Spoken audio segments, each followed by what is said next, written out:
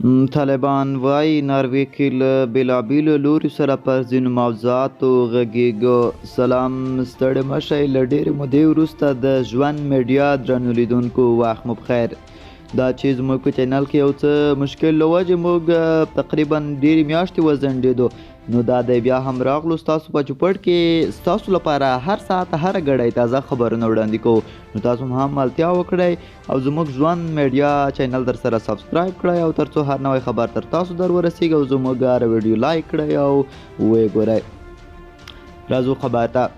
د طالبانو حکومت د بهرنیو چارو وزیر سرفرست وزیر امیر خان متقي په مشرۍ لوړ پلاوی د جنوري پر 22 مازدیګر مهال نروې ته ولاړ.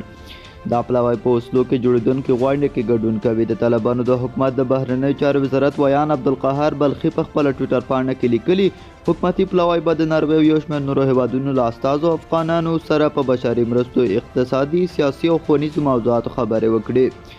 د طالبانو د حکومت ویان بلال کریمي مشال راډیو ته وویل پلاوی به امریکایي او اروپایي چارواکو سره د دوی پر حکومت د لګول شویو بندیزونو د افغانستان د کنګل شوي بانکي زیرمې د خوشي کېدو او تر خوا یې له افغانستان سره د بشري مرستو په اړه خبرې وکړې. کریمي زیاته کړه د اسلامي امارت پلاوی به له امریکایي پلاوي سره په بېلابېلو موضوعاتو له دې ډلې د تور لیسټونو په ختمولو او د افغانانو هغه پیسو چې امریکایي او بهرنیو بانکونو کې ګنګل شوي او امریکا سره د ډیپلوماټیکو په اړه غونډې او خبرې وکړې. د اروپایي ټولنې استازو سره به هم په مختلفو مسایلو لکه پانګونې او هلته د تللیو افغانانو په ستونزو او اړیکو پیاوړتیا خبرې وکړې. د راپورونو پر بنسټ د ناروې د بهرنیو چارو وزارت د ځینو مسایلو په اړه د خبرو لپاره د طالبانو د حکومت په ګډون د امریکا او اروپایي ټولنې او ځینو نورو هیوادونو د ډیپلوماټانو او یو شمېر افغان خبریالان، مدني فعالان او د ښځو د حقونو ملاتړ وربللي دي.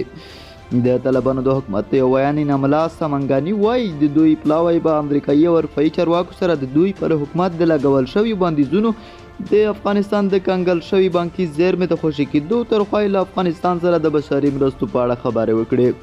په نروې کې د افغانستان په اړه د جوړېدونکې غونډې اصلي هدف د هیواد کې بشري حقونو په ځانګړي ډول د افغان ښځو د ازادیو او حقونو خوندیتوب دی.